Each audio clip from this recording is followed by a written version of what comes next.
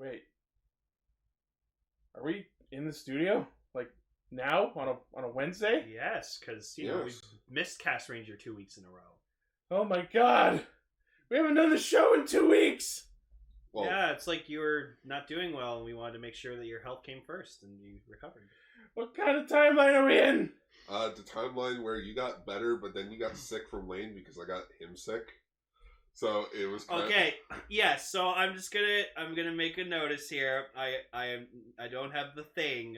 I just have a little mild. He hasn't been invaded. I have a mild cold. I caught from Gar. I also have a mild cold. So I'm fine. So thanks, Gar. So there might be some coughing throughout this episode, but it's okay. I'm fine. I have some tea. I'm pulling a Raven. We're not doing extra.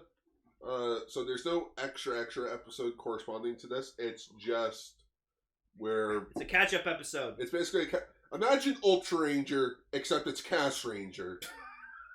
And Ichi's here. Hey, you know what we almost forgot? Killer Roll Call! No. Whoa.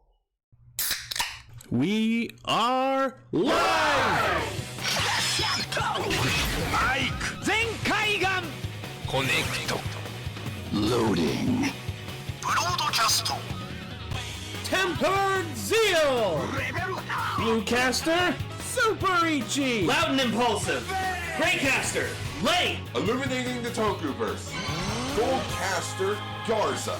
Broadcasting hundreds of opinions across the world! Radio Sentai Castranger! On air!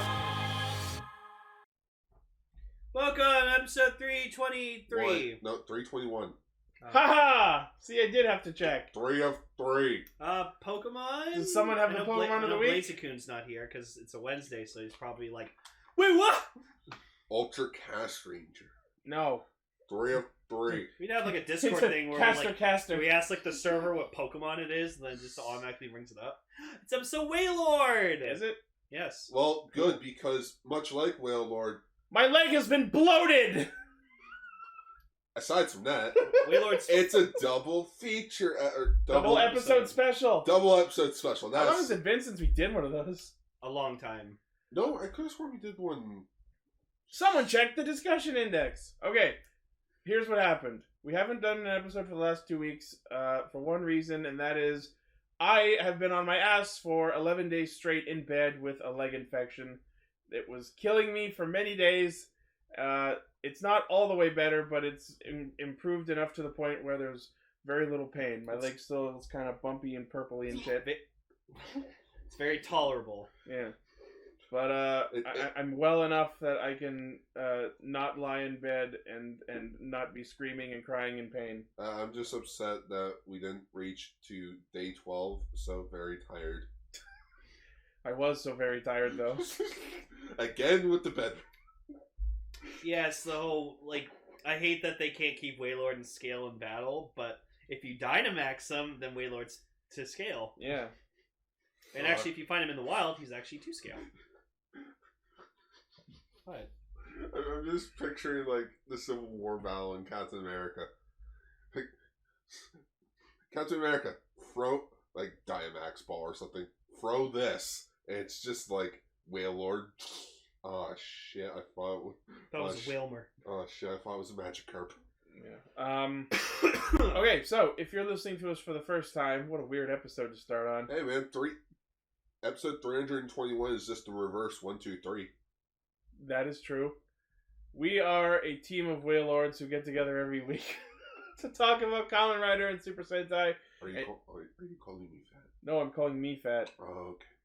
And usually a third thing, but since we have missed a couple episodes, what we're doing is, today, on Wednesday, we're recording a catch-up special, sort of, where we talk about episodes 11 and 12 of Saber, and 32 and 33 of Kiramager, and then we'll be resuming our normal schedule as of Friday of this week, where we talk about this week's episodes. Yeah, It's a joke from a Cyberpunk trailer where it was freaking Keanu Reeves. Someone just cut him off and he's like, "Why do you come?"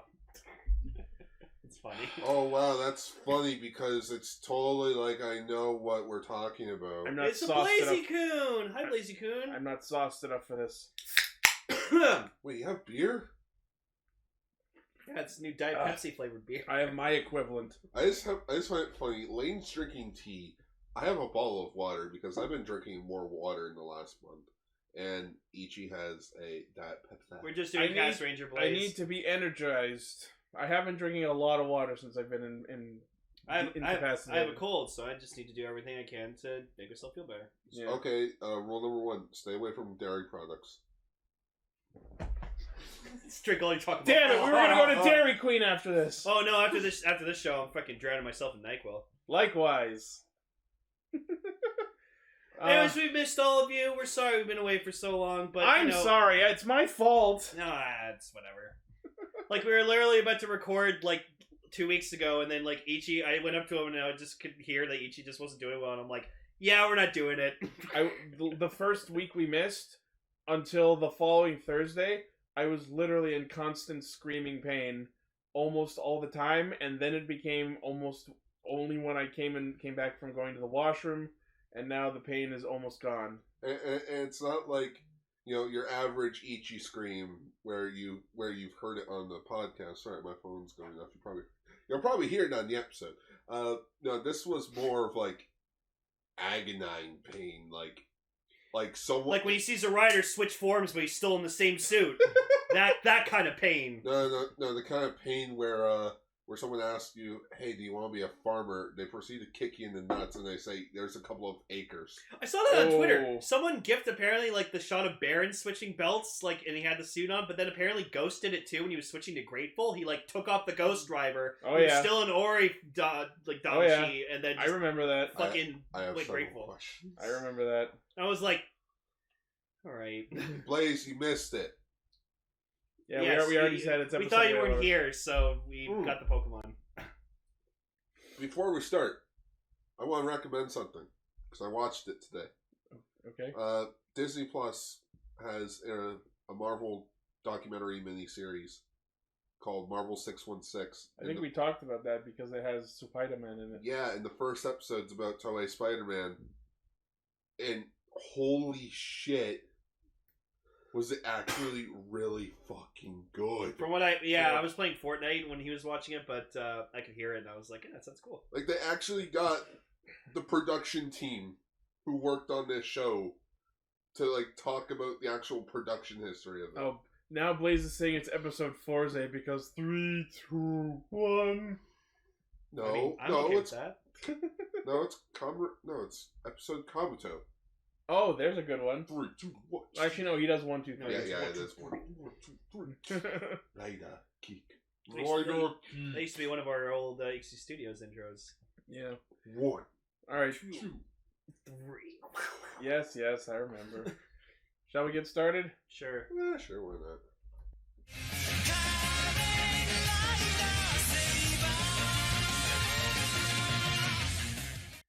Damn it, we were so close to having 2 fucking people die. God damn it. All right. So, for context, at the time of this recording, we have watched episode 13, but we're not going to discuss 13 yet. Although I will say that episode 13 answers some questions I had from these 2 episodes.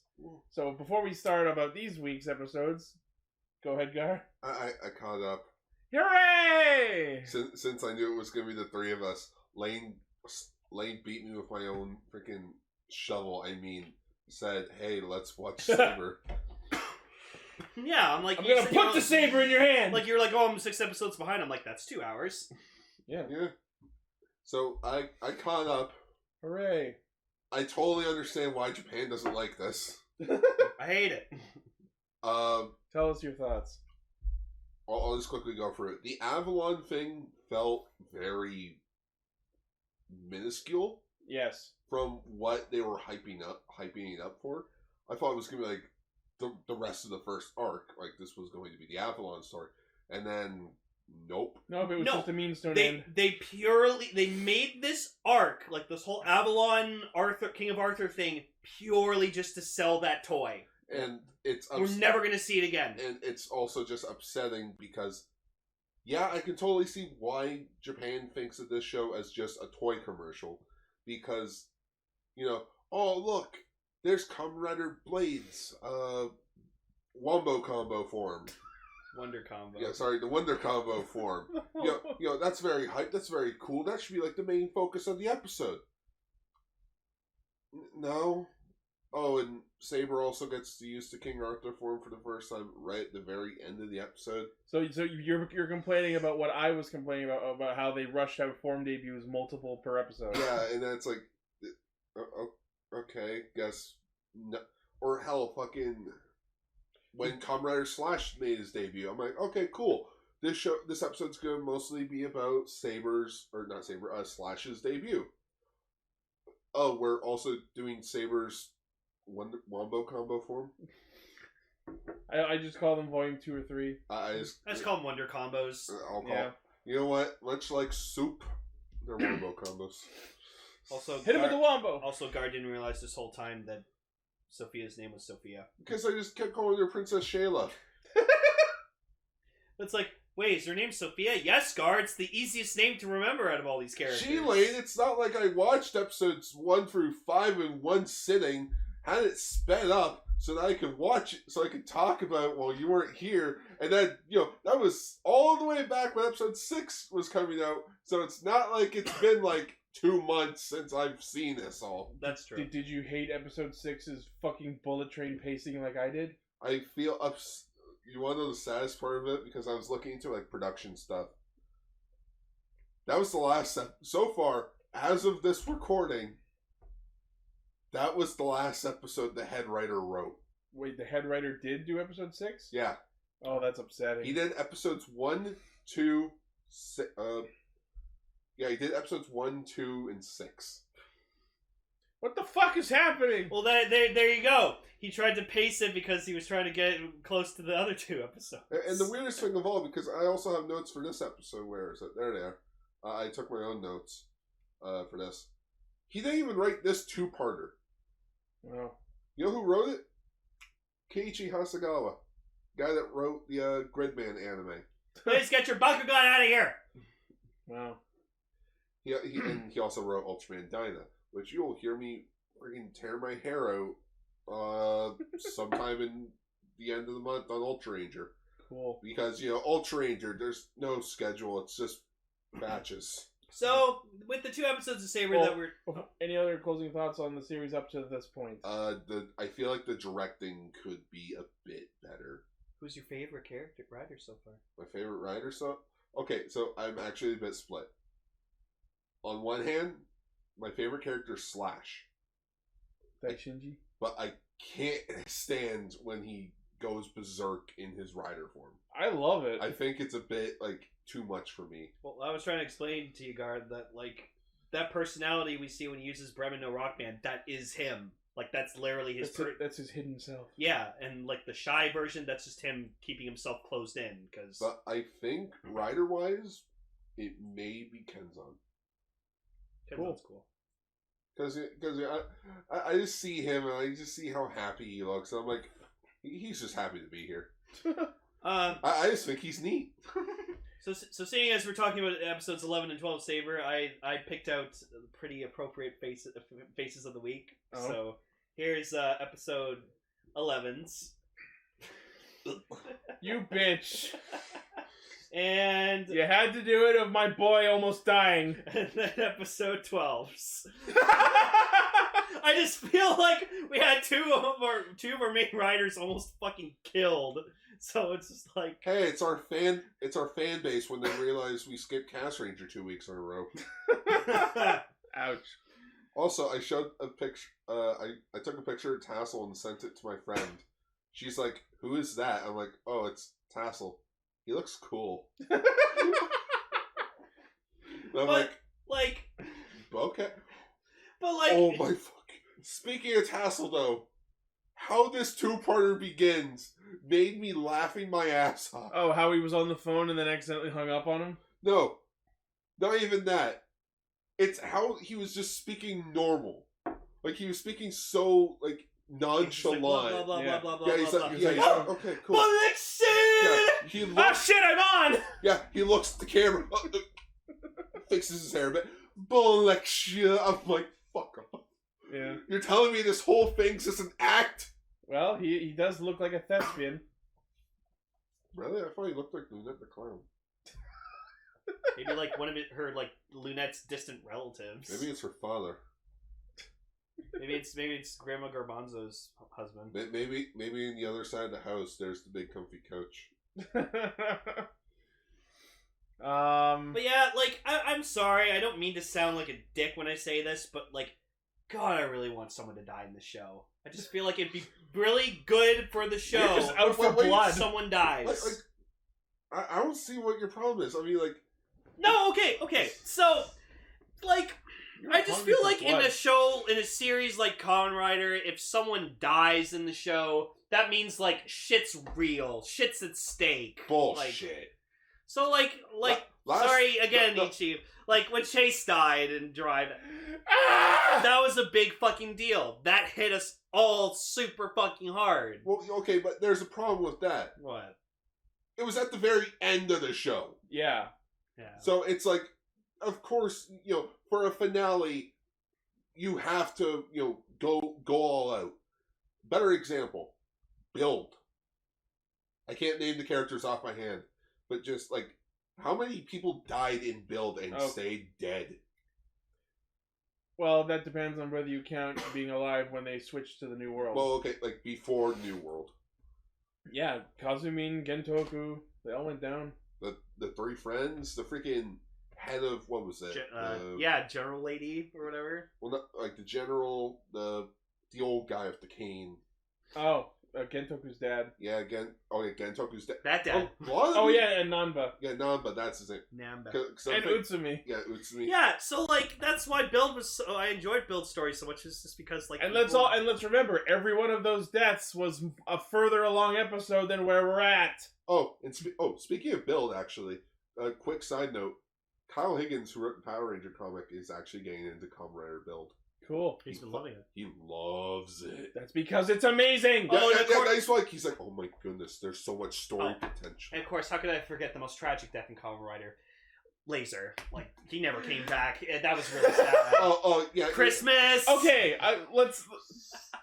that people have been making comparisons between Laser's Christmas death and Espada's quote-unquote death. So it's so funny that, like, Espada's quote-unquote death happened on Thanksgiving, like American Thanksgiving. So now we have Laser Christmas and Espada Thanksgiving. Oh, but Izu's a robot. It's fine. They rebooted her. Turn her off and on? Yes, thank you. Okay, let's get to the episode. Okay, so... Holy shit, May's being serious. Yeah, no, I don't know who decided to, like, write May these past, like, couple episodes, but damn, she's not as annoying. Same guy that thinks, hey, you know who should be very serious? Ryo. Yes. Who's good at writing female characters? Keiichi Hasegawa. Someone actually drew a picture of Laser to spot it. Yeah. Wow. So on the death chair. On the death couch. So now that all 6 swordsmen are assembled, Legiel summons 6 of the Itazura goblins, which are the mischievous goblins. And I gotta say, that shot of the goblins all jumping off the roof was awesome. Oh, that was such a good compositing shot. And it also kind of reminded me of the old Ninja Turtles games. Oh, it reminded me of, like, I don't know why, it just had me thinking of Gremlins a bit. Even though it's, like, not, like, there's no scene that's similar to that in Gremlins, but it's just, like, the idea of just, like, a horde of villains just, like, going off to cause mischief. No, that's not the death couch, that's just Rider Purgatory. Like, Rider Limbo, like, waiting to come back, just... Waiting on that casting couch. No, but, like, out of the 3 of them, like, Legiel's my favorite, like, in terms of, like, appearance, like, in his human form, because I just like his stuff. But then I noticed he has, like, tassels on his, like, pants. So I'm like, oh, no, you're gonna ruin it. They all have something weird. I will say... With Zeus, it's his freaky hair, and with Storius, it's his bookmark extensions. I will say, though, what is it, Zeus?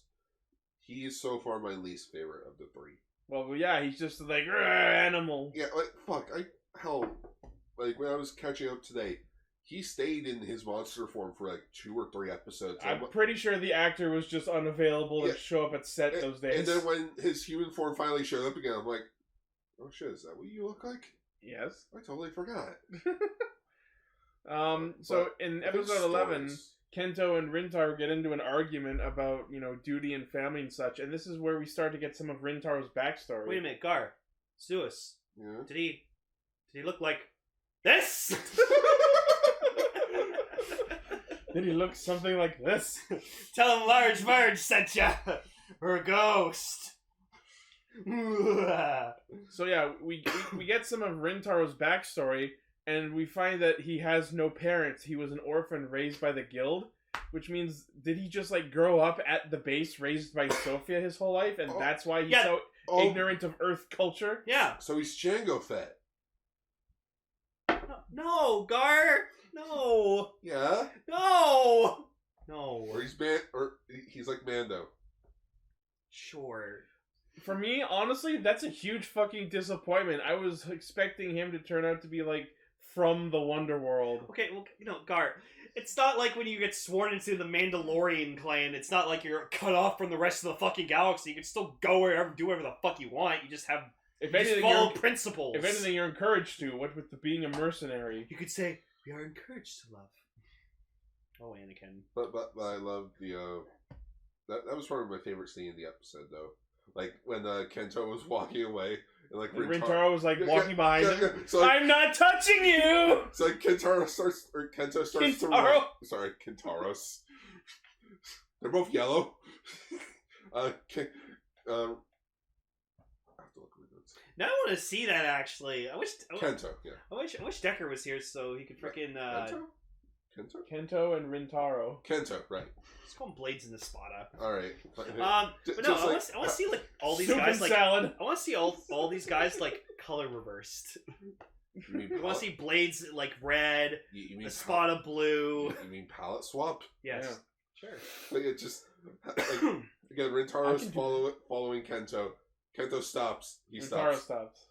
He runs. He starts to run. He stops a few steps ahead of him. What? Just You tricked me! it's I know you're following me, so what's up? What do you want? What do you need? What do you need? What do you need? Joke works because he uses the lamp power. Yep. Don't die. Choking my own rage here. Also, Sophia gives May some sort of key, and we still, 2 episodes later, don't know what the fuck that's for. Okay, so I think they're kind of just annoyed with May and they don't want her getting killed or something. Babysit the house. No. So here, this key's very important. Hold on to it till I get back. It's just completely meaningless. It's a meaningless key. It has nothing to do with anything. She just did that as an excuse to just get May to stay the fuck here. I would laugh so hard. No, because then later we get a promise thing with Kento, whatever like that, and it's May's oh, you mean the 4 of us? I was there too, and Thomas yeah, that's nice. That's nice, May. You were there. It's so funny. I'm sorry, she ruined that fucking moment in episode 10. Oh, absolutely. When they're clashing swords. Yeah, when they're clashing swords, and then she's and me. I'm shut up, May. Wait. And look. Shut up, May. And look. I got it. May is Meg. Y'all think you're better than me, just the Saber Riders. I'm fucking... No, I got it. You all think I'm better than me. It's freaking Luna, Sophia, and the chick from the Southern Base. Oh, Reika? Yeah. And Kento's brooding again, as he does, on his brooding rooftop. More like Kamen Rider broods. Yeah, he's just upset that his fan theory was wrong. You're not my dad. What the fuck? I've been hyping this up. Yeah, I'm not your dad. He's so fucking no, you were supposed to be my dad. You were gonna be cool right there. We would have had a huge Vader and Anakin. A huge Vader and Luke thing. I wanted to do Return to Jedi. You need to cut off my hand with my sword wielding hand. So Sophia, after giving May the key, goes to meet with Calibur under the bridge in that one scene we've seen a million times, and he says that what he's apparently after is some sort of eternal, secret, hidden truth of the universe or some shit. It's 42. Okay, so yeah, and this is where I kind of have a theory about Calibur. So Obviously, like, Daichi, that's his name? Kamijo Daichi. Yeah, yes. so Daichi...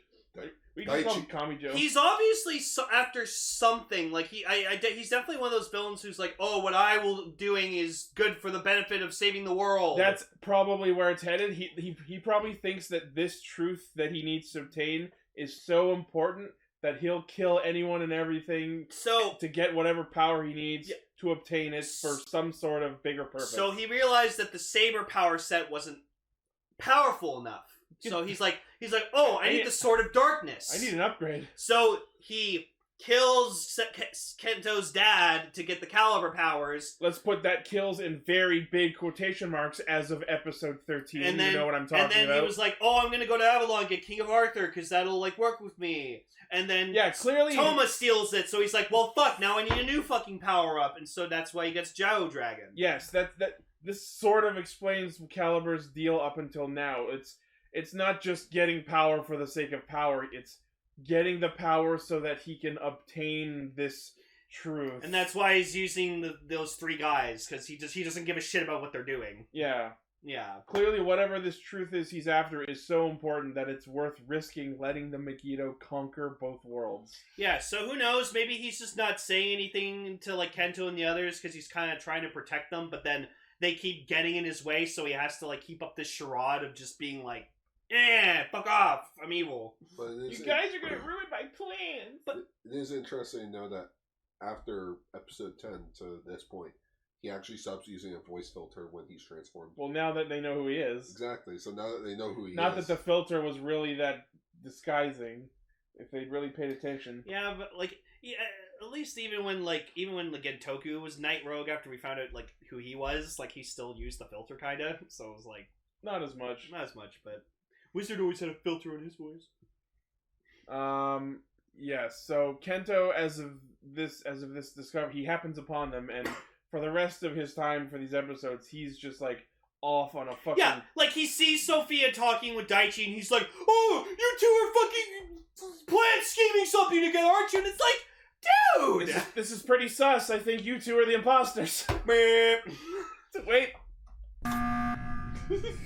But like, you could have at least, like, asked her. Like, I hate when people just, like, jump to conclusions and, like, overthink shit. Hey, man, he's already been so pissy. I'm that's why I'm kind of, like, been annoyed with Kento, because I'm like, I get it, he's going through a lot in his head, he's carrying so much of a burden on him, on his shoulders, but it's he's got a, look, let's be real, he's got a lot on his plate. He's dealing with the whole loss of Luna, keeping it from Toma, worrying about his dad possibly being a traitor, then worrying about his dad being dead, and then worried that Sophia's betraying him. That's a lot for someone to handle. Also, we saw, like, a flashback of, like, Kento's dad, like, smiling really big and, like...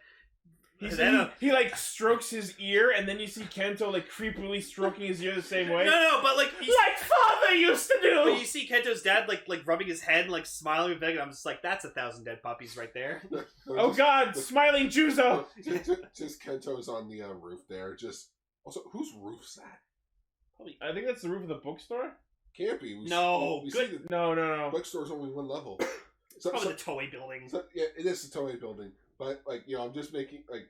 I just think of the old guy from the Black Friday trilogy from South Park. It's Kento's old brooding grounds. I keep telling you kids to get off my damn roof. I just think it's funny how, like Orb is saying in our chat, how Ogami gives Kento the get your shit together talk so many fucking times, and every time Kento's like, yeah, I'm back to normal, don't worry about me, guys, and he absolutely is not.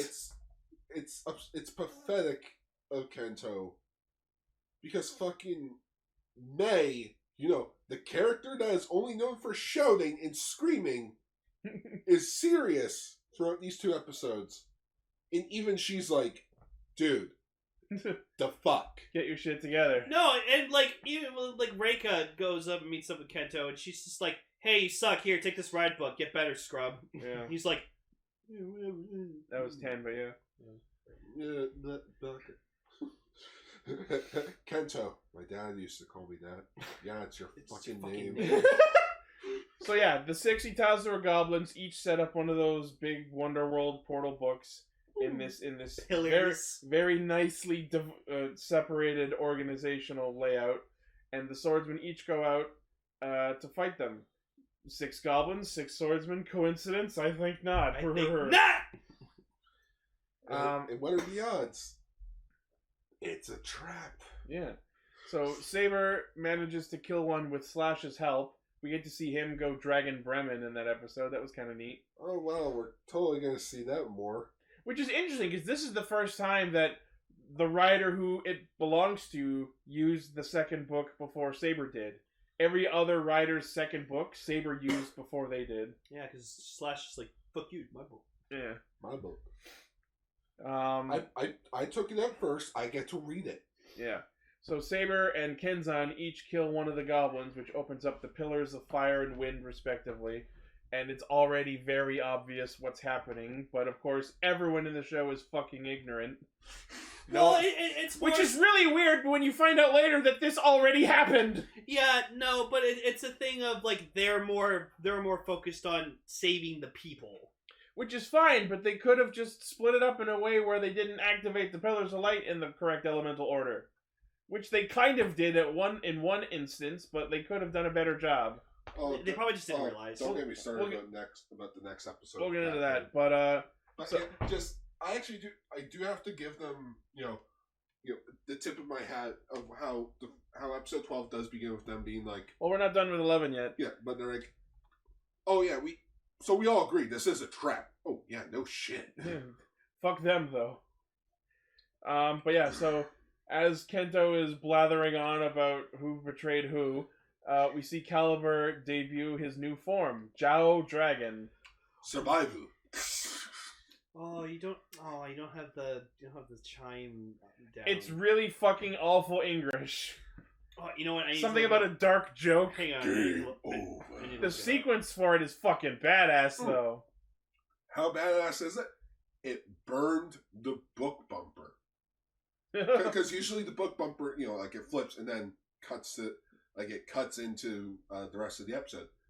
With its debut, after it turns, it burns the bumper and it showcases the dragon. I'm like, of course, the evil rider's a book burner. An asshole. Okay, here it is. So it's just basically like, jump out the book, open it and burst, the fear of the darkness. You make a just no matter, dark joke, fury in the dark. Oh wait, there's a bit more there. And it's like, there's no escape. Wait, there was a bit more there. I like that song Total is darkness, no parents. That theme may be a bundle of awful English, but man, is it a metal as fuck song. But yeah, Zhao Dragon, woo! He's got a cape. Beautiful. It is a nice form. That is the perfect. All villain riders need to have capes. That is the perfect design. If you said design a rider with the keywords evil dragon emperor, that's the suit you come up with. Like the visor looks like the mouth of the dragon. It's almost like he ripped the fucking mask off from Jakku Dragon. Yeah, but it kind of reminded me a bit of that freaking fan film Jason David Frank's trying to do, the White Dragon. Legend of the White Dragon. Yeah. It took everything for like the helmet does kind of have a similar aesthetic, yeah. Or it reminds me a bit of Kiramager a bit with the whole visor being open. Yes. Sorry, my throat. Or when the 5 dragons cross. 5 dragons cross. The only thing I'd say is on the actual pop-up book, when it's open, I don't like that it's just a black background and then it just has the pop-out model of the dragon. I wish it was a more stylish background. That's the same problem I have with the Dragon Ignite one that we'll talk about in the next episode. That I think they should have done a better job putting an image background on the inside of it. Mm-hmm.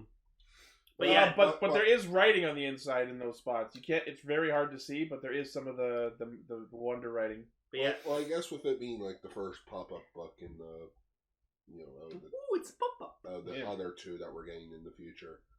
I guess they wanted to go basic, something unique.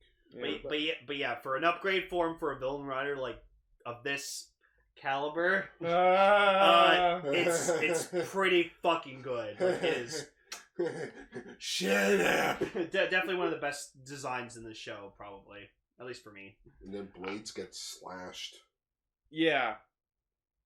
Fucking Rintaro. So so obviously he's rife with debut illness, and he's about to give a spot of the fucking business, and then Blades comes in and just takes the hit. and starts coughing blood, and that's where I start worrying. Oh, there we go. Red blades. Oh yeah, Blazing Lion. Now that's Kamen Rider Blaze. Yeah, there you go. Hey, it's Power Ranger. Blazing Light. Blazing Lion. Soaring Eagle. Iron Bison. Noble Tiger. Howling Wolf. So episode 11 ends with whoever Tassel was talking to on the phone visiting, who obviously we later find out is the dude who I'm going to call Arthur until we get told otherwise. Arthur. Like, he was the dude who gave him Arthur, Yeah. so I'm going to call him Arthur until we get told otherwise. Hey, it's better than my name for him. Mysterious guy from episode 7. Sure. Yeah, so like Rintaro fucking takes the hit and he spits out blood, and I was like, oh shit. So like immediately after I saw that, I'm like, you will not kill my boy! Yeah, like I see it and I just like message Ichi afterwards, so I'm just like, so how about that episode? Yeah, and then it was like a couple days later when we found out about his upcoming power-up, and I'm like, excellent, he's not dead. But where's the Spada's form? Oh. There's no new Espada form. Yeah, that's when you're like, oh, shit. That's why, like, episode 12, I'm like, okay, he's gone. Like, gone. You peaked. What? Yeah, you peaked. So then it ends with basically Rintaro falling unconscious. Yeah. And again, it leads into the whole May being serious thing by calling out freaking Kento's shit. Yeah, he's like, oh, I guess I'm not worthy of being a swordsman because I put my personal feelings in the way. No shit, Oh Sherlock. yeah, the one thing we didn't mention from 11 is like when Rintaro was like chasing down Kento, he's like, hand in your sword, you are a failure. That was kind of harsh. Yeah, well, it's because like he takes his duty so fucking Yeah, seriously. because the guild is his family. Yeah, This is the way. this is the way. Yeah. Also when I have spoken. when Blades takes the hit, you see him like try to like swipe his sword at fucking Calibur, but Calibur's just like, whoa, easy there, fella. It's just like when he tried to fight Zuos the first time. Yeah. So yeah, it's episode 12, like, Rintaro's in bed, like, a really, really nice bedroom. Yeah, which I'm like, Fuck! how many other rooms are there in this space? This is a really nice I place. feel like it's like the TARDIS. Oh, it's bigger and It's bigger on the inside. I mean, it does look like a fairly big building from the outside. Hell, the fucking center, like, the main room we see of the Sword of Logos looks like a TARDIS. Mm-hmm. Yeah, like remember in the Doctor Who movie? Oh yeah, Also, while Calibur and Espada were fighting, Sophia got kidnapped by someone and she hasn't reappeared since. Oh, did she get kidnapped? Yeah, she got like... Oh, I didn't notice that. Yeah, someone snuck up behind her and just poofed her. Either that or Thanos snapped. I don't know. So yeah, Sophia's gone, and even as of the end of episode 13, she hasn't come back yet. So it's cute that, like, Rintaro wakes up, and, it's like, May goes up to her, and he's like, oh, it goes up to him, it's like, oh, Rintaro, you're awake, and he just grabs her arm. Is Kento okay? Yeah, he's fine. Oh, thank God. And but you see, like, when he touches her arm, touches her, he's just like, ah. Yeah. She likes him. Oh yeah, those two have a thing for each other. I'm surprised there hasn't been any more of the whole Rintaro X May shit. It's not that Rintaro they have a thing for each other. She has a thing for him. Yeah, he's just kind of being because like, what with him saving her life from being launched. Actually, ow. with you mentioning that, when watching the Spider-Man documentary today, because they actually brought this up, because apparently the main female character in the show is technically dating Spider-Man, that show. It's just, since it's a kid's show, they just don't show it. Yeah, they can't really show their expressive. Yeah. Like, they can't be as expressive as they want to. Yeah. So this is basically as close as we're going to get. Kind of like with Tometomo and Senna. Yeah. That's as close as we're going to get. Oh, yeah. Yeah, so they talk about how this whole 6 books and 6 pillars thing is obviously a trap, but Ogami decides, fuck that, we're gonna go kick their asses anyway. Oh, also, I Good did notice something. So, every time Toma gets a memory, regains a bit more of his memory, it's every time he gets a hold of a new book. Yeah. Because, I noticed when he got Bremen the Rock Band the last episode, his memory resurfaced a bit more, and he was like, oh, Luna, I remember her! Yeah. So I think... It's like each book opens a new page of his memories. Oh, a new chapter in his life. Actually, you didn't really know about Luna until freaking Rintaro, midway through episode 12, was just like, you have to go where you and Luna and Kento met. And that's where he just like it's because while Rintaro was in bed, he pretended to be unconscious while Kento just like monologued at him about like Toma and Luna. And here's the one thing that bugs me from that speech. Kento's like, "Oh, I was so relieved to find out Toma was alive. I thought he was dead." So for 15 years, you never thought to look him up and see if he was still alive? What a dick friend. Right? I mean, maybe he was just focused on his duties as a swordsman. So who knows? Duties. No, bad. No, just meet me at the place we promised at. Dude, that was like 15 years ago. I don't even remember what I had for breakfast. Oh, dude, that got turned into a big mall. It's a parking lot now. It's a parking garage. Oh god, it reminds me of that Snoopy special where like they go to like where they were born and then like it ended up becoming like a parking garage, but they ended up like no. Like, no. Something that reminds me of is when Family Guy made fun of Shawshank Redemption, where it's like go down to the stone wall and there should be a false rock there. Then again, I've been here for like 20 years, so that place is probably a Walmart by now.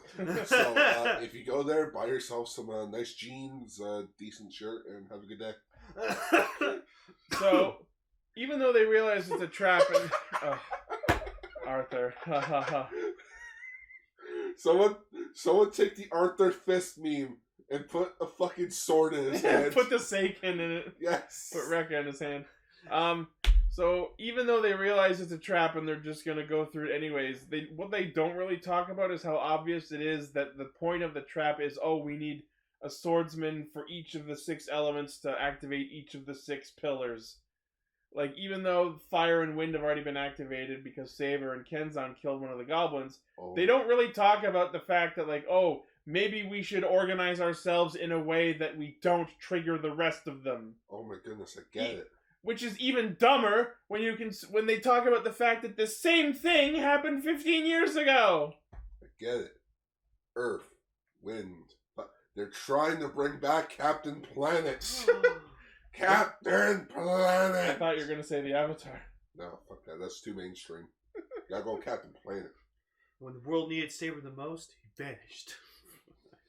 But they help drive this point home when they all head out to fight the other 4 goblins, and Saber tries to go to one of them, but then Zuos and Storius show up to stop him, like, we don't need you anymore, we already got yours. And then Thomas is kind of an idiot.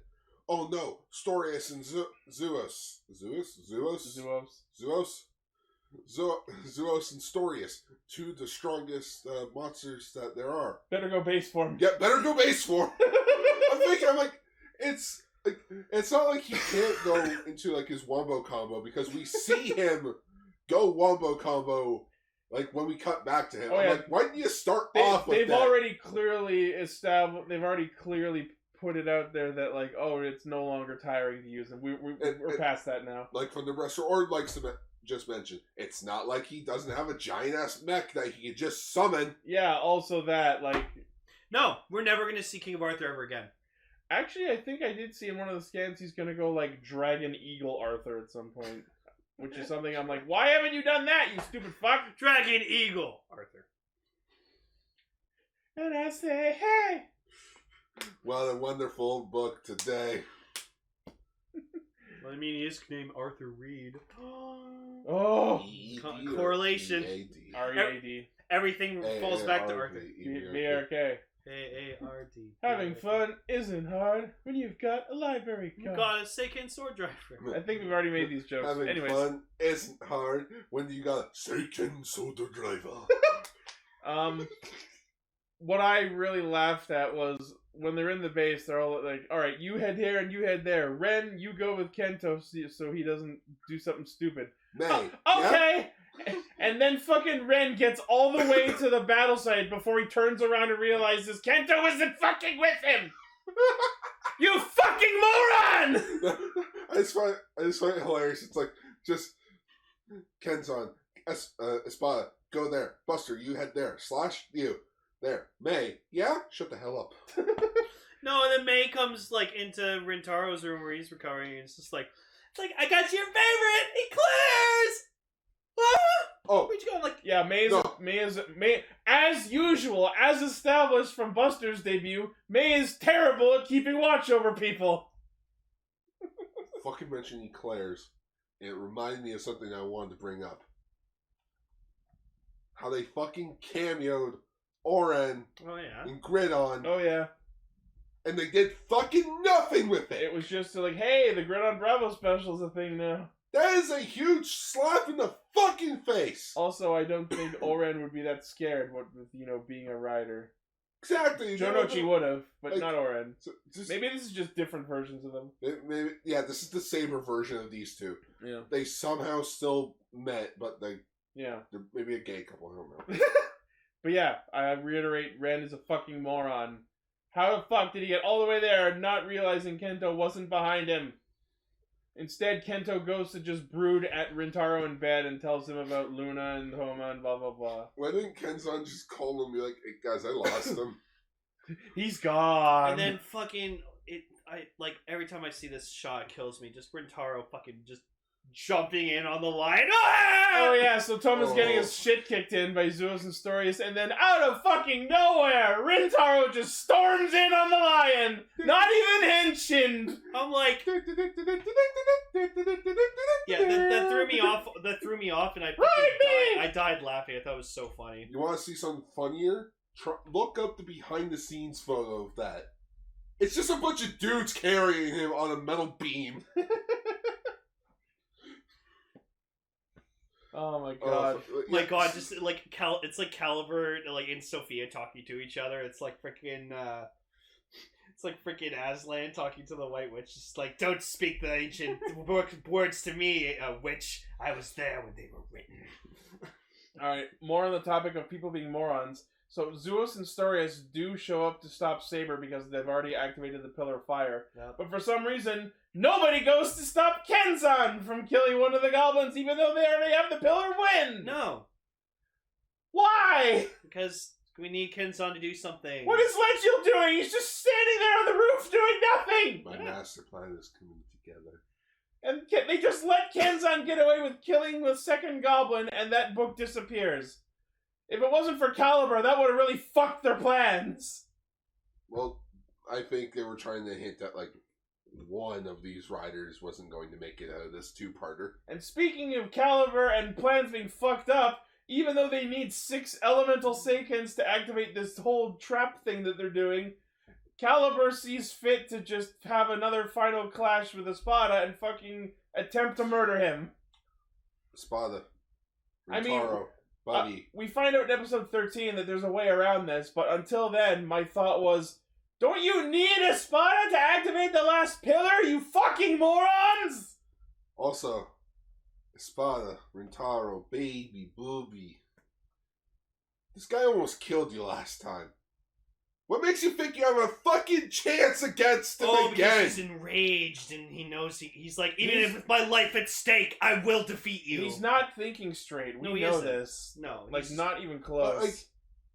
I get it. At the end of the battle, he's like, I don't care if it costs me my life. And then it did. Dude, maybe you shouldn't say that shit when you don't mean it. Red flag, red flag. Crimson. Gatry. It was a cool fight between the two, though. Oh man, that last is like where he like zips back and forth and then dives into the darkness and then you hear, you are over. Yeah, and I think what they could have done to enhance that scene is like show the jaws of the dark dragon like closing in around him. Yeah. Or maybe have it go black and then say, you are over. You know what would have been more amazing? If like they fought, like I know when Toma shows up it's night, but they should have fought at night and it should have been thunderstorming. Because then it's a real clash of lightning versus darkness. That would have been cool. Oh yeah, we get to see the bike again. That's so not even it's apparently Diablo's... wherever this fucking place is, it's like hours away from where fucking Saber was fighting. Hey, I mean, if you look at that big overshot of the city, it doesn't look very far away, but it apparently takes so long for Toma to get to Kento that by the time he reaches him, it's fucking night! You gotta remember, Toma just regained his memories. He still has to figure out how to get there. He's like driving in circles for hours. Stops at the gas station. Hey, do you know what this place is? Fuck off. Gordon Street. Gordon Street. I knew a boy on Gordon Street. You kidding me? You couldn't have... I know this is like cutting it very short, but don't you think we can have someone better than this? Don't you think we can get like Joe Odagiri or something like that? Golden Street. Just talk Shianga. Gordon Street, eh? I thought a shocker rider on Gordon Street. Because it's Espada, it's Golden Street. Golden Street. That's the title of the episode. Golden Street. Okay. Golden Street. So Toma gets there. Kento's fucking dying. Okay, but Senzu Bean! Senzu Bean! Phoenix down! So it's really like sad because like Kento's like, I'm sorry. And Tomo's like, I remember everything. Kento's like, well, that sucks. I'm dying. No, okay. Let's be real for a sec. That shot where like they go for the pinky and then he like misses it and his hand drops. That actually fucking hurt. I was like, oh. That actually physically hurt me. No jokes. That like the final part of the episode with like.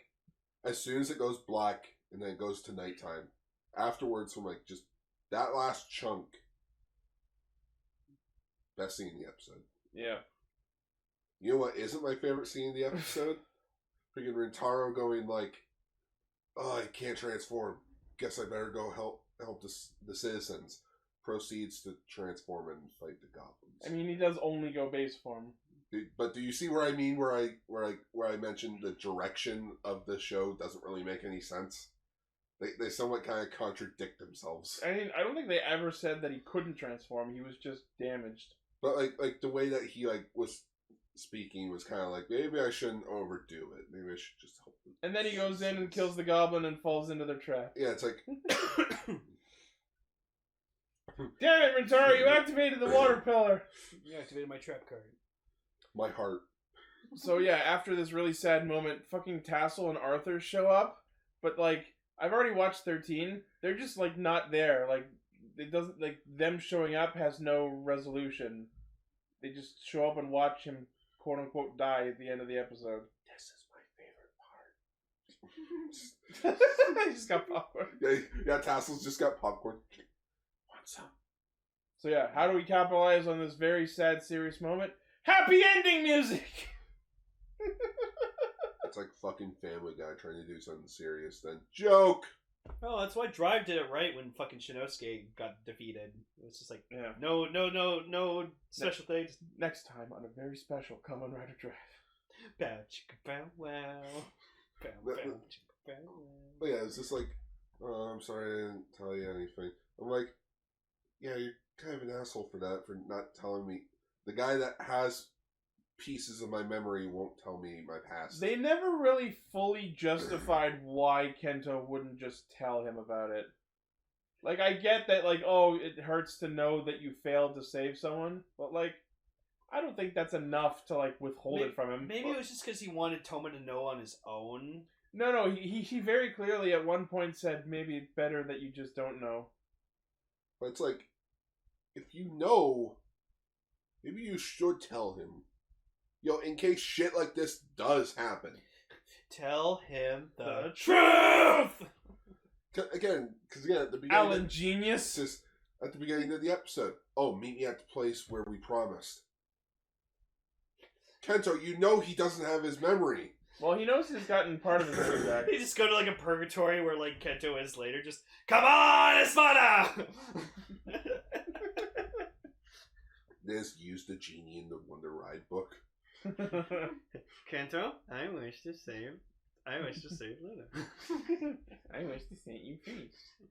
What would you do with a genie? Great for wealth. Wish for another genie. Free the genie. Freedom for the first genie. The next line is, I want to find Luna. Anytime. Yeah. What if Luna becomes a rider from the southern base? I can see that. Hi y'all, I'm Luna. What if Reika is Luna? Oh my god. Ricky Rider says, I can do something with that dragon. Just Calibur, you stay out of this. Calibur, he's our rider. If he can't do it, great! I'll show you how dragonic I can be. Just make Aladdin quotes all day. Where's Emily when you need her? Right. Just Espada. Ready? Oh my goodness, he's dead. No one's gonna like this one. Like, I also noticed these guys take death very seriously when, fucking a few episodes ago, oh no, Buster's dead. No, he's not. I'm sorry. Fucking just Toma giving his son, like, Sword the Sword. I'm sorry I couldn't save your father. Just go defeat the Medusa, then all's well. Right? Kenzo was there on scene. He knows how to fix it. What's up? Yeah. Yeah, Kenzo's just looking at him like, what the fuck are you doing? Yeah. Now, if he was, turned to stone then shattered, then that would be a problem. So yeah, but you can tell he's not dead because this is Tokusatsu. He didn't dissipate. It's true. Not yet. Taps nose knowingly. Oh my goodness, his father's dead. No, you see, he's just lying there on the ground cold. Oh, okay, now he's dead. We totally didn't watch episode 13 right after we watched episode 12. I didn't, except I watched the last bit there. So You watched the important bit. I watched what mattered. I watched the MVP bit. Yeah, We'll get into that on next episode. Yeah, Friday. But for now, no, Kento, he's sleeping. He's unconscious. He's in a coma. All right. Okay, now we can cue the cue. Cue me keen.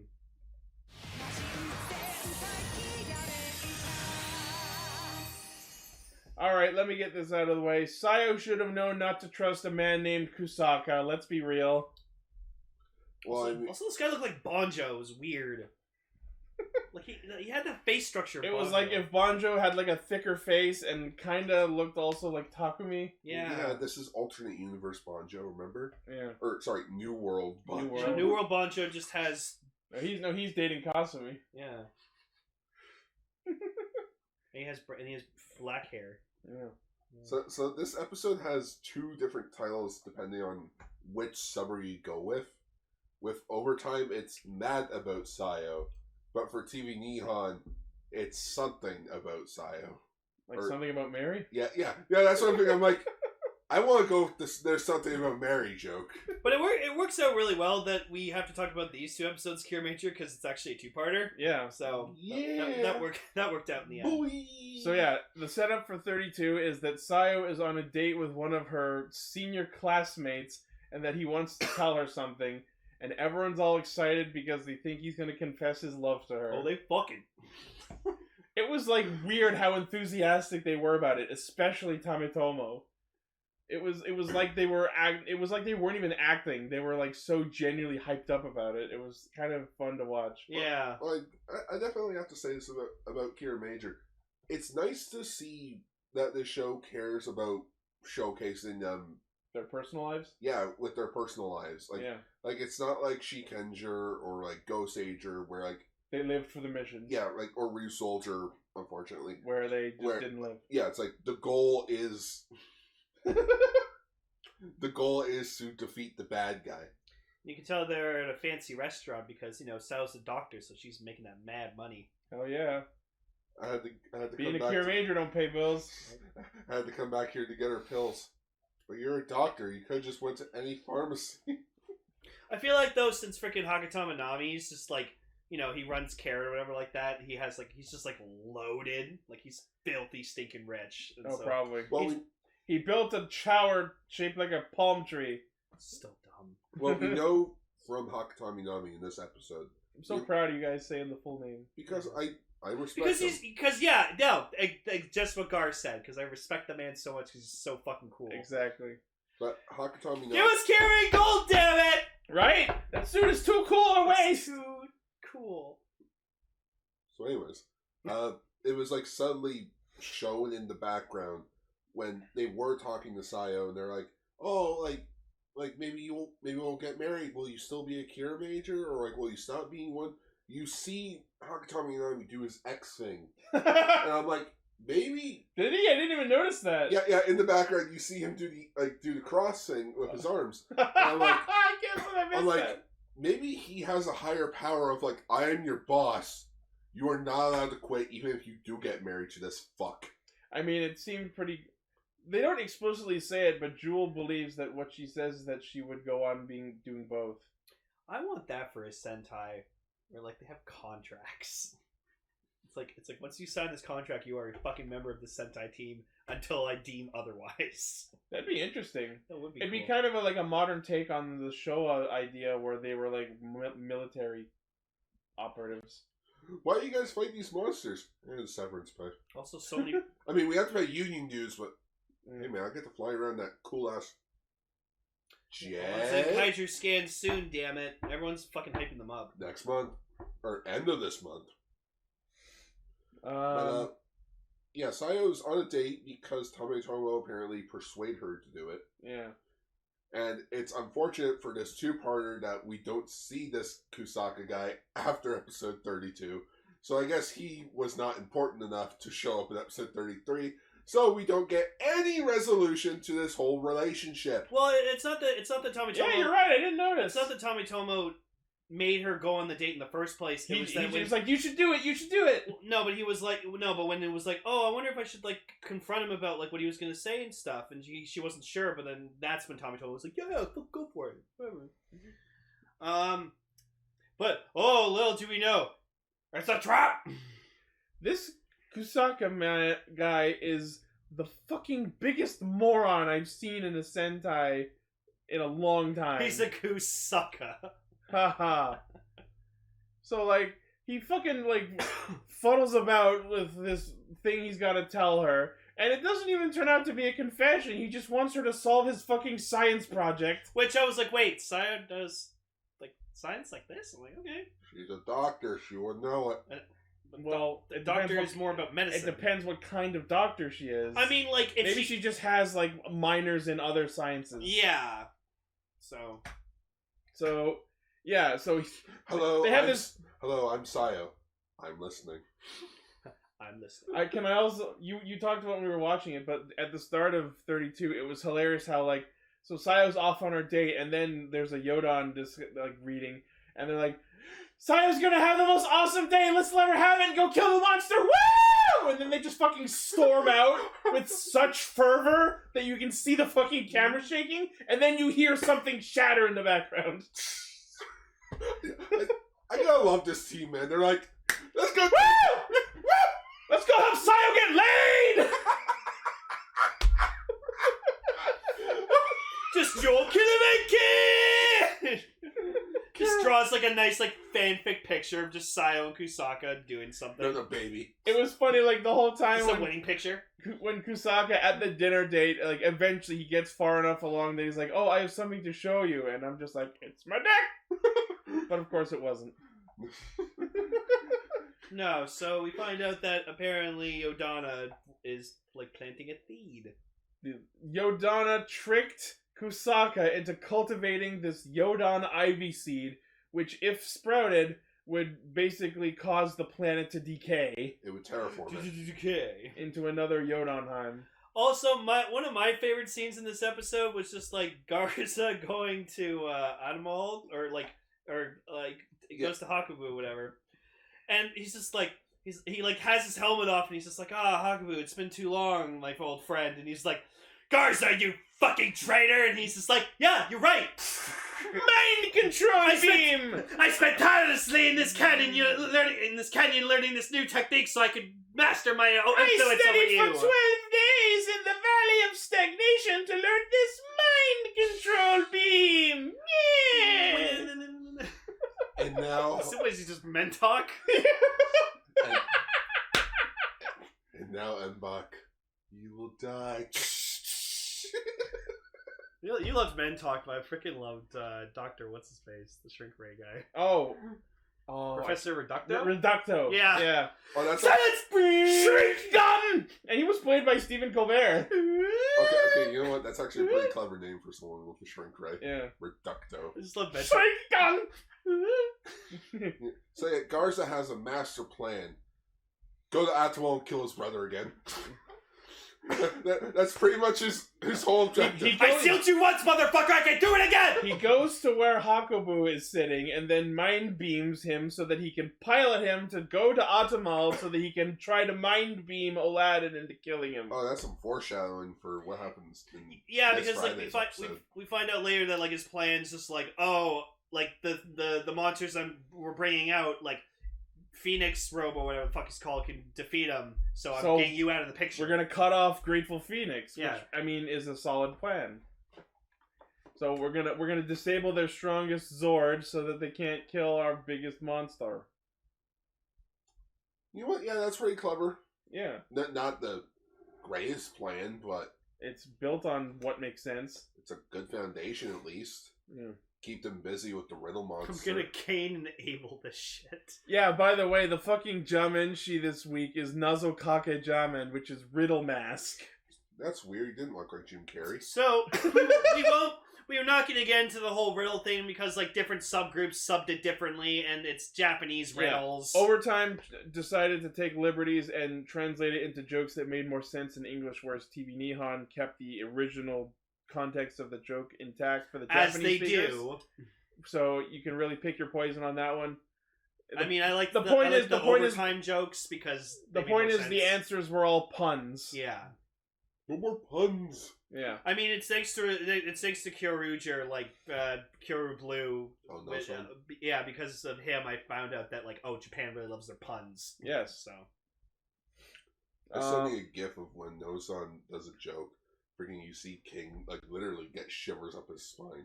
Oh, that's an old man joke. Yeah. And then fucking Blue Buster's just like, yeah, I got that. Yeah, we're old guys. Yeah. What? Huh? What? Come again? Go on. But yeah, so Sayo finds out that Kusaka was convinced by Yodana to grow this seed in exchange for, when we take over the world, we won't kill you two. I promise. You fucking moron! For someone who went to school for science, you are a dumb motherfucker. Yeah. Like, when does that ever work out for anyone? This man hasn't watched the Sentai. This guy doesn't watch his show. Well, yeah, he's too busy, with his aquarium bullshit science. That's not science. Yeah. Don't you know anything about science? But, of course, don't you know anything about science? But because this, underground lab where they're cultivating this thing is so far down that even the fucking Kirame changer doesn't have signal, after revealing her identity as Kirame Pink to him, she unmorphs, hands him her changer, and says, "Go upstairs and tell my friends what happened." Wait a minute. If she couldn't get a signal, then how the hell is she able to transform? I guess the powers are all stored locally in the device. It's a communicator thing for, talking. The power's in the changer. Yeah. And it's also just a thing of, why didn't both of you run? Someone had to hold them off. Yeah, because they would have just kept chasing them, and which kind of also then doesn't make sense because he just runs into more of them as he keeps going. Yeah, but he fucking darts down that fucking hallway. He's just like, he's... ah! Just makes sense. This fucker's good at running away. Pussy. I wanted so bad when she hands him the changer, and it's like, you are Kirame Pink now. I would have loved that. Just male Kirame Pink. Totally would have loved that. That would have been amazing. You're Kirame Pink now. What? I saw some clips and gifs recently of Tokyuger when Light became Tokyo Ichigo Pink, and I was like, oh, I miss that. So cool. Yeah. First male Pink ever. But Sayo actually kicks some ass. She steals one of their rake lances, but of course eventually she goes down. And I gotta say, that one shot where you see the Bishots just dragging her away, that was oh man, they could have just stabbed her and killed her right there. Yeah, and then freaking episode 33, Yodana has her choked up by by the whip. We'll get to that. But oh man, that's brutal. But yeah, we just the episode 32 ends with them successfully summoning 3 Jamenjus at the same time. Tank, Shield, and Sengoku. Rock, paper, scissors. Yeah. Lizard, Spock. And also, we're back to the regular ending. No more Kirame Music Festival. Oh, I miss those. Those are all fucking good. I kind of want to get the character CD for the songs. Yeah. So yeah, episode 33 opens with the Jamenjus just, I guess, wreaking havoc while the Kiramagers are in Carrot. And they have this fucking, tactical map of the city. It's just a big red grid.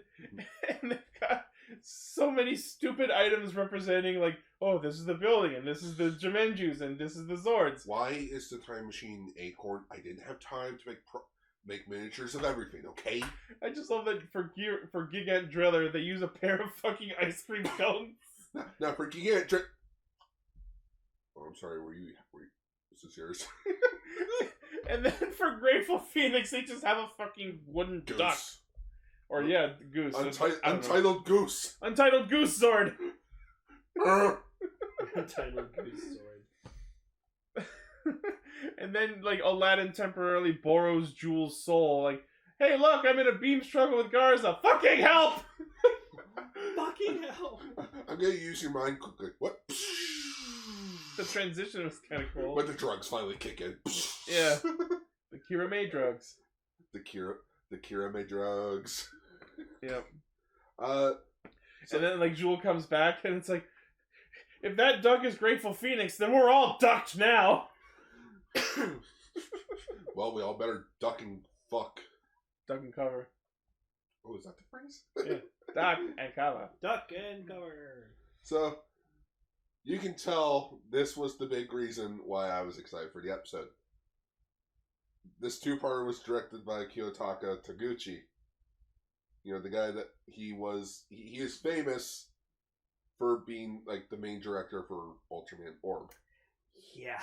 And, you know, once you see the shots in this episode... Holy fuck, that whole battle scene! Yeah, no! That is what you just see in Ultraman in general. Like, you watch Ultraman, shit like that happens all the time. It's great. Well, not all the time, but, like... But, like, they're... That is, like, what you usually get out of Ultraman. That was so fucking rad. So, like, red and yellow henshin, and they start fighting a field of Bishots on, like, the bottom half of the screen. And then on the top half, all the fucking Megazords are standing there, and they start fighting the monsters, and the camera's rotating, and one of the giant swords comes in and almost kills them from above. That was the raddest fucking fight scene I've seen in Sentai in a long time! But yeah, I put some pictures in the Discord chat. That's the director's in black there. But like, there's him and Tommy doing the Ultraman pose. Like, he is up there with Koichi Sakamoto being like, just slowly, gradually becoming like one of the better directors in the genre. Oh, it was fucking fantastic. Because he has a good eye for like just not visual, like basically scaling. Yeah, they looked giant compared to them. They did a really good job with that scene. Like, I need to watch that in HD. In 60 frames. No, 60 FPS 4K. Yeah. Oh. HDR. On On Xbox Series X. That's on my VR. I do Now, have VR. that would be a cool Sentai game. Oh, I get to be the Ranger? No. The mech? No. What am I? You're the fucking civilian that's running for his goddamn life. There you go. So yeah, red and yellow find the lab. They get past the fucking scary horde of Bishots, like straight up like a fucking zombie horde. They're like, how do we get out of this, Tommy Tomo? Shoot the ground. It's below us, right? I'm like, this is why they sent Tommy Tomo on the field mission. Because he's the smart one. He's the strategist. If you're gonna send anyone, send the guy that knows how to make a plan. Yeah. What about us? You go with the mechs. Tomatomo's good with the actual long-term planning, and Jewel is good at the last-minute bullshit moments. Which we see in spades in this episode. Perfect wombo combo. Yeah. So they get into the basement lab, and we see Yodana pull up with Sayo, like, with her cord wrapped around her neck, and it's very clear that Yodana has been beating Sayo for the last little while. That was kind of brutal. Tommy Oh, yeah. thank God you really dodged the bullet with her. She is rough. That was She's some rough sex. amazing in bed. Oh my god. that was some rough Kiramager. Oh man. So it's like, what you gonna do? There's the Hedora egg sac there. Yeah. Because not the egg sac, the seed thing. The Ivy Seed. Yeah, the Ivy Seed.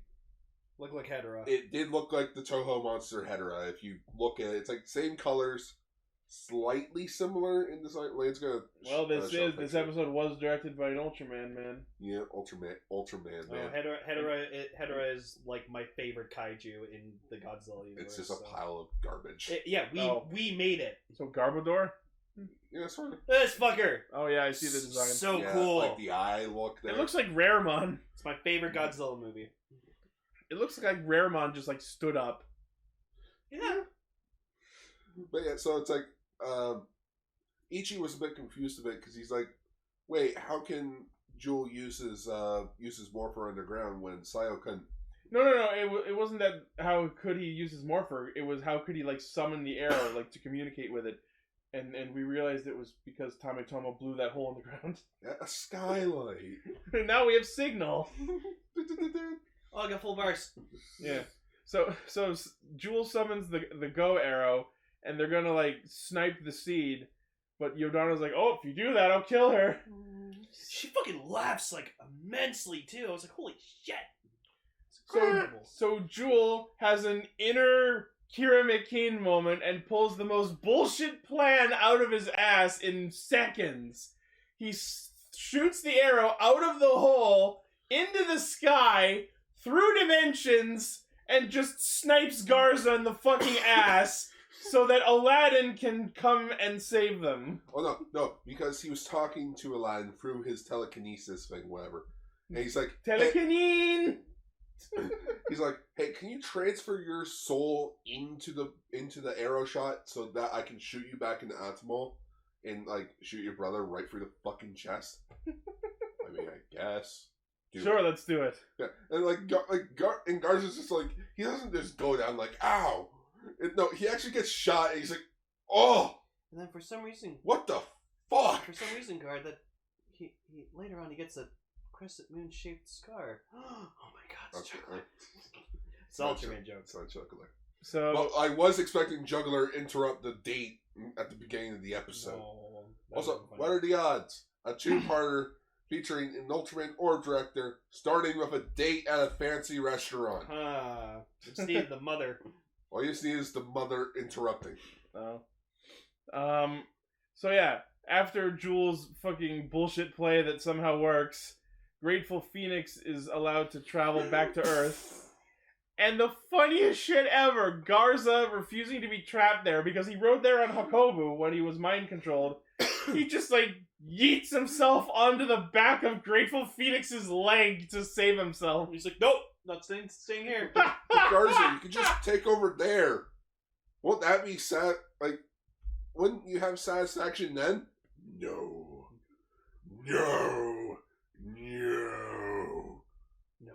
So, Smog Jokey suddenly shows up in Dino Mech form and joins the three Jimenjus. I'm a dinosaur tree. Oh my god, it's a dinosaur tree joke.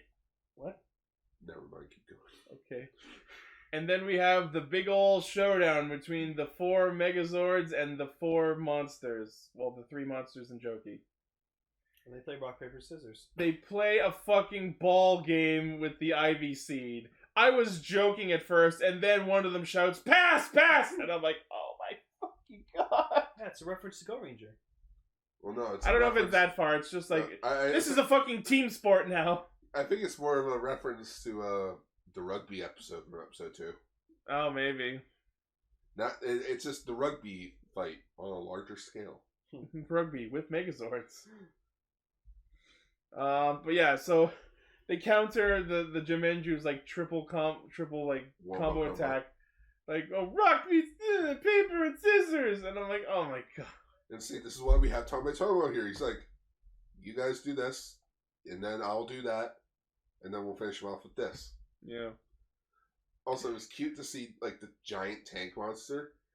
He had his lid open, or he had his door open, and you see a tiny little like mook just standing there. It's Cannon Nose. Yeah, it's like. I think it's so funny that they went to all this effort to like stop their like triple combination attack, and then Grateful Phoenix just like one shots all 3 of them. Why didn't you just do that? We have padding. padding. And then, because the seed is super hard and even Grateful Phoenix's prominence attack isn't gonna kill it, how do we solve this? We make the fucking Go Arrow giant and shoot it like a bazooka as if it were a fucking team combiner weapon attack, but with swords! Holy shit! Garza's just like... I love how, like, at one point they were like, it doesn't matter what happens to Jokey, we have to kill the seed. So I was kind of expecting, are they gonna blow up Jokey? There goes King Express. Yeah. No, they wouldn't dare fucking do that. Jokey's too cool. I think they would. No. So yeah, Garza retreats, and the whole like, "I'll get you next time, Majors. Next time."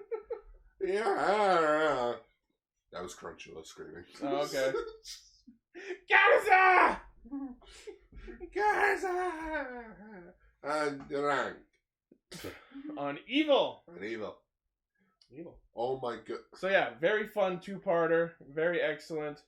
No, Well shot. Even though Kusaka was a fucking moron, and then we'll probably never see him We'll again. never see him again. No, if I had to choose between the two-parters that we discussed about, I think Saber may be a bit better Interesting. than Kiramager's. I did forget to mention. I wanted to say that I'm pretty confident we can say that Saber's back in the right direction after these last few episodes. Yes. Like, there was some worry about it, especially around episode 6, and for reasons I've gone over 100 times. But I think that Saber's going to be good going forward.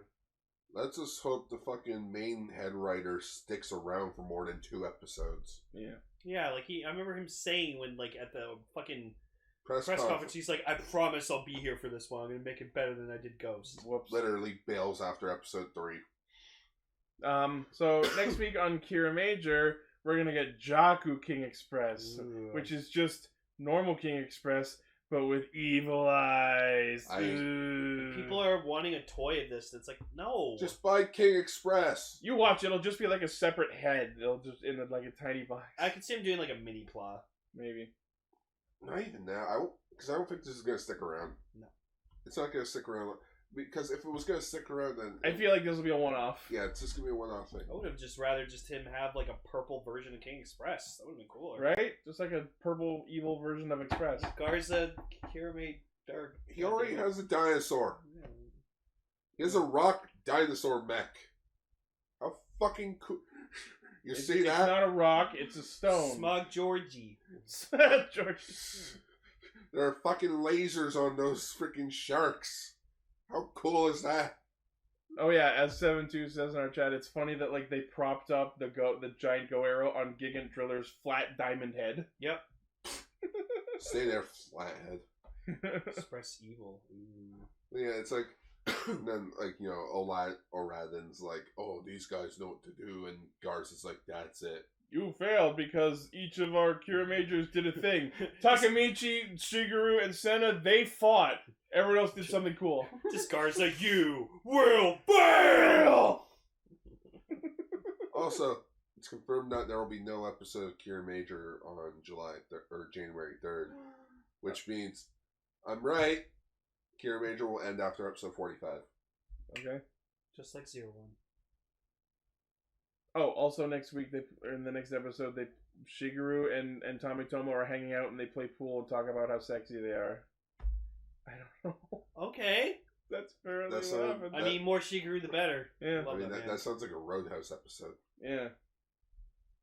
Fuck, I don't want to watch it.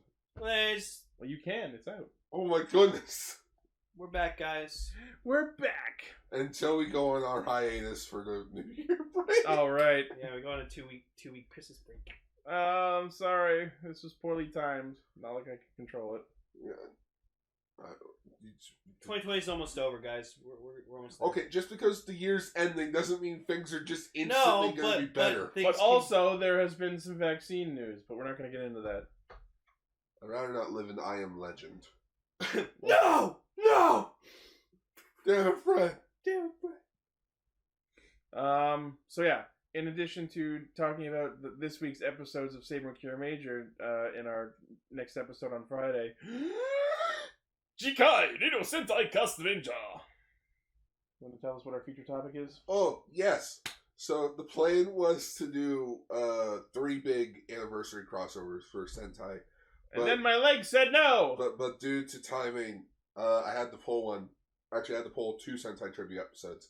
But on Friday, we'll be talking about the 25th anniversary project of Hajaku Sentai Gao Ranger versus Super Sentai. Cool. There will be some faces, a lot of clips, And the inspiration for where Saban got the idea for Forever Red. Oh, cool. Also, they have the clip in it where I first discovered that Super Sentai actually existed and that Power Rangers was not original. And then my world was shattered. Yeah, it's not that my world was shattered, just like everything made more sense, because I always thought bothered me why the clips didn't fit in with the other stuff. Because they shipped it from Japan a year early. And then, They oh shipped god, it express. excuse me, Toei, Power Rangers really popular. Can you film us more original G-Ranger footage? Yeah, sure. I mean, how they were able to do that, but they couldn't film them original Gokaiger footage with nothing but, G-Ranger onward suits. No, they were probably busy with other shit. No. Anyways, that has been Castranger. We're back. We're resuming normal episodes as of this Friday, so thank you for being patient while I recovered from screaming in pain. Yes. Hopefully Emily will be with us this Friday, maybe one or two others. I don't know. We'll see what happens. We'll see who shows up. Look what happened. Anyways, we're going to go play Cyberpunk 2077. No, it's bedtime. Alright. As usual, the primary source of our hijinks is castranger.podbean.com. From there you can find our Facebook page where I post thumbnails, our Twitter page where we post episodes, our Discord server where you can not only chat with everyone that you've seen here tonight, but listen live when we record, typically Fridays, 9 p.m. Eastern. Our Patreon where you can pledge to help us make the show better. Our merchandise page where you can buy all kinds of shirts and office supplies and masks and what have you. Baby onesies. Yeah. And don't forget to like the video, or if you're watching it on YouTube, share, watch. Thank you. I'm tired. And spread the love of Castranger to all Toku fans you know, because we could always use more audience. Yes. That. All right. Thank you all once again, and we'll see you on Friday. We'll see you Friday. Wait, so when does this episode come out? As soon as I publish it, I don't know. Okay.